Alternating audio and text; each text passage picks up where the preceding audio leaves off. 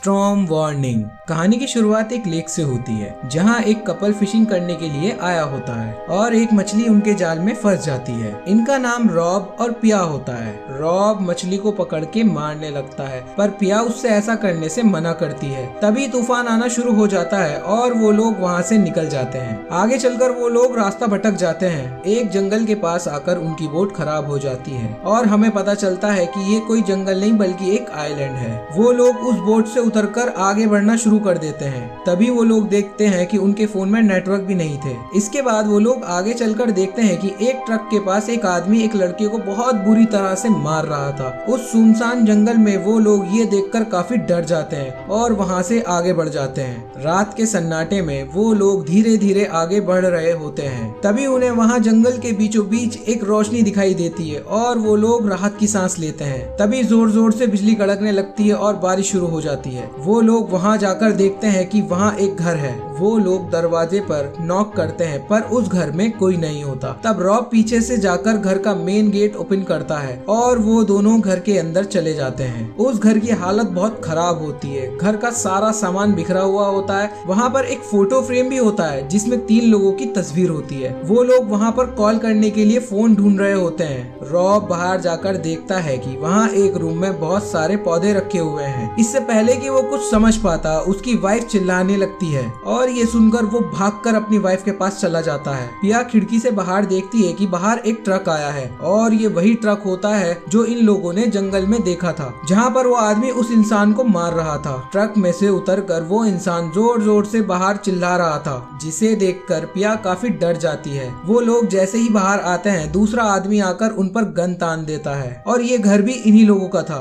जिनका नाम जिमी और ब्रैट है। जिमी उस कपल से पूछता है कि तुम लोग घर के अंदर कैसे घुसे। तब रॉब बताता है कि वो पीछे के दरवाजे से अंदर आए हैं। ये सुनकर जिमी बहुत गुस्सा हो जाता है। इस पर रॉब बताता है कि उनकी बोट खराब हो गई थी और वो भटक गए हैं। तभी जंगल में उन्हें दूर से उनके घर की लाइट दिखाई दी और उनका फोन यूज करने के लिए घर में आए हैं। इसके बाद रॉब जिमी से बोलता है कि क्या वो उन्हें मेन रोड तक लिफ्ट दे सकता है। इस पर जिमी बताता है कि यहाँ कोई मेन रोड नहीं है और वो लोग एक आइलैंड पर हैं। इसके बाद जिमी अपने भाई से बोलता है कि तुम जाओ और ट्रक से उतारकर पॉपी को बेड पर लिटा दो। पॉपी इन दोनों का पिता है। इसके बाद जिमी अपने साथ रॉब और पिया को अंदर ले जाता है। वो अंदर जाकर उनसे ये भी बोलता है कि तुम्हें केयरफुल रहना पड़ेगा और साथ ही पिया को एक कंगारू का बेबी दिखाता है। जिमी का अजीब व्यवहार देखकर और उस घर की हालत देखकर वो लोग बहुत ज्यादा डर जाते हैं। अब पिया जिमी से बोलती है कि ये घर कुछ ज्यादा ही अजीब है, वो उन्हें होटल ले जा सकता है क्या। इस पर जिमी उनका मजाक उड़ाता है और बोलता है कि इस आइलैंड पर इतनी अच्छी जगह छोड़कर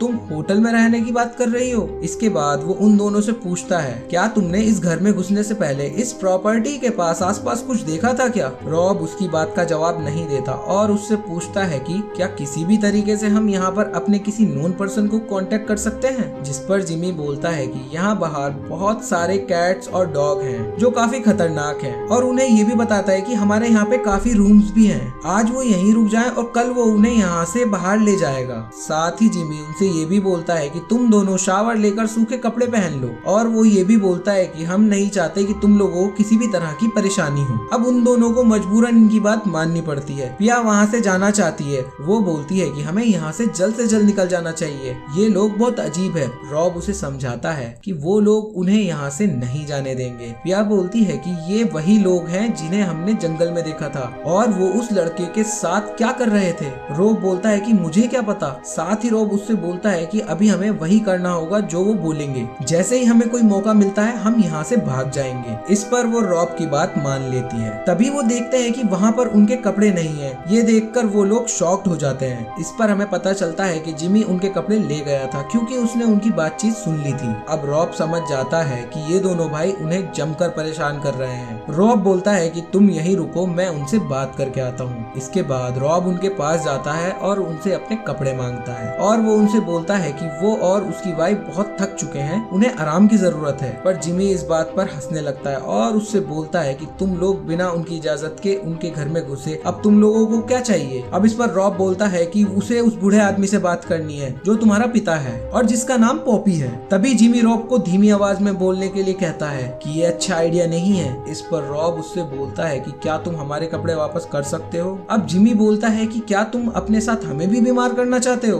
असल में इनके कपड़े भीग गए होते हैं, पर रॉब अपने कपड़े इसलिए मांग रहा होता है क्योंकि इन दोनों भाइयों ने उन्हें पैंट्स पहनने के लिए नहीं दी थी और ऐसे में ये लोग यहाँ से भाग नहीं सकते। रॉब वहाँ से चला जाता है और अपनी वाइफ से बोलता है कि उन्हें पता चल गया है कि यहाँ पर हमने उनकी marijuana की खेती देख ली है, इसलिए वो उन दोनों को नहीं जाने देगा। वो पौधे जो रॉब ने उस रूम में देखे थे असल में वो marijuana के पौधे थे। ये तीनों मिलकर marijuana की खेती करते हैं। इसके बाद वो दोनों भाई उनके साथ बहुत बुरा व्यवहार करते हैं, वो उन्हें बहुत परेशान करते हैं। जिमी रॉब को अपने गिलास में ड्रिंक डालने के लिए बोलता है। वो जैसे ही ड्रिंक डालने उसके पास आता है, जिमी उसका टॉवल खींच लेता है। इसके बाद वो उसके ऊपर ड्रिंक भी फेंकता है। उधर पिया उन दोनों के लिए खाना बना रही थी, पर वो खाना जल जाता है जिससे जिमी को बहुत गुस्सा आता है और अब जिमी पिया से उस कंगारू बेबी को मारने के लिए बोलता है, पर पिया मना कर देती है। वो बोलती है कि आज तक उसने किसी भी चीज को नहीं मारा। इस पर जिमी उसके साथ बदतमीजी करने लगता है। तभी रॉब बीच में आ जाता है और वो दोनों भाई रॉब को मारने लगते हैं। रॉब को बचाने के लिए उसकी वाइफ उस कंगारू बेबी को मार देती है और साथ ही पिया उसे कुक करके भी देती है। वो दोनों भाई टेबल पर बैठकर आराम से उस कंगारू बेबी का मांस खा रहे थे। इसके बाद वो उन दोनों से पूछते हैं कि वो क्या करते हैं। रॉब की वाइफ बताती है कि वो एक आर्टिस्ट है और रॉब बताता है कि वो एक बैरिस्टर है। इसी बीच उस रूम से आवाज आ जाती है जहाँ पोपी सो रहा है और वो दोनों भाई डर जाते हैं कि कहीं पोपी जाग तो नहीं गया। इसके बाद जिमी रॉब की वाइफ से पूछता है कि क्या वो जानती है कि वो लोग क्या करते हैं। वो बोलती है कि नहीं। साथ ही वो बोलती है कि वो और रॉब बहुत थक चुके हैं और उन्हें आराम करना है। वो दोनों भाई उन दोनों को उनकी पैंट्स वापस कर देते हैं और एक वेयर हाउस में छोड़कर चले जाते हैं। तभी मौका देखकर रॉब और उसकी वाइफ वहाँ से भाग जाते हैं। वो दोनों भाग ही रहे होते हैं कि तभी उनके सामने एक डेड बॉडी आ जाती है। वो दोनों उसे देखकर डर जाते हैं। वहाँ वो दोनों भाई भी आ जाते हैं और उन्हें पकड़ के अपने साथ वापस उसी जगह ले आते हैं। वहाँ पहुँचने के बाद जिमी उनसे बोलता है कि मैंने मना करा था कि यहाँ से बाहर निकलने की कोशिश मत करना,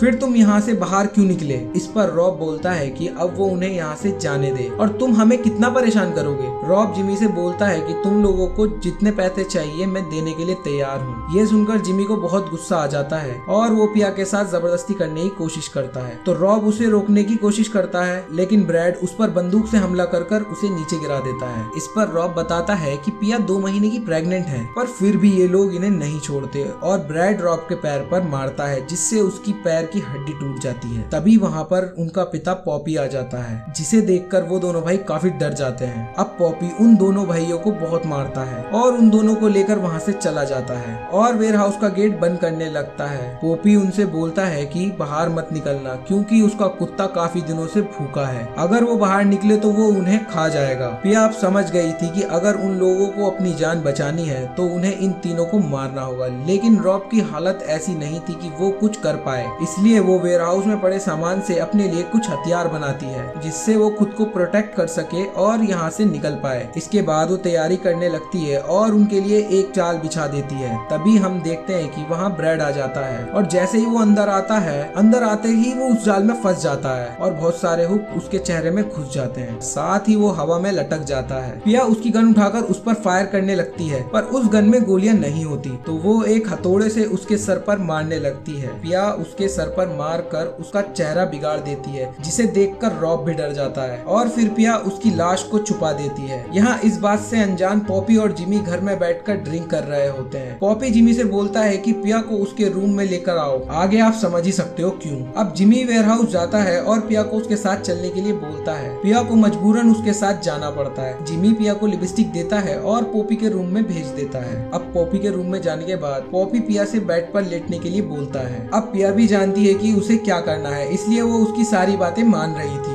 जैसे पॉपी उसके करीब आता है और उसके साथ जबरदस्ती करने की कोशिश करता है, तब पिया अपना हथियार यूज करती है जो उसने वेयर हाउस में मिली चीजों से बनाया था।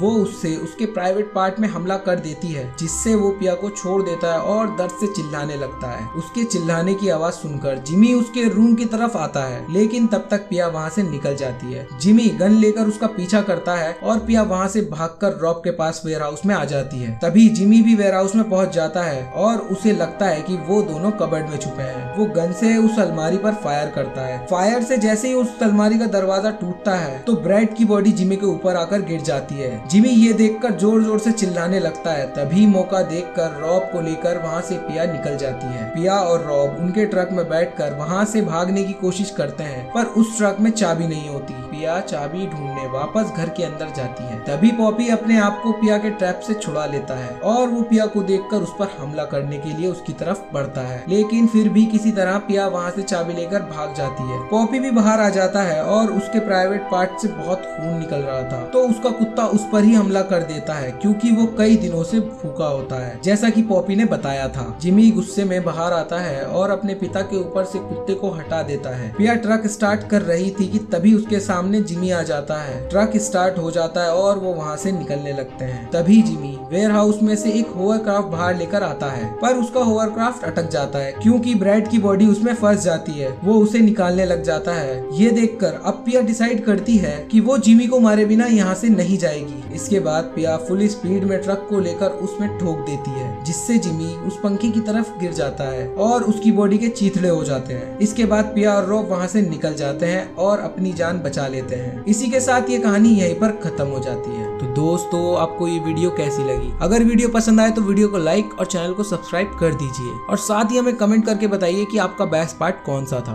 और हमें कमेंट में ये भी बताइए कि आपकी फेवरेट मूवी कौन सी है। तो ऐसे ही मैं आपके लिए इंटरेस्टिंग वीडियो लेकर आता रहूंगा। उम्मीद करते हैं कि आपको ये कहानी पसंद आई होगी।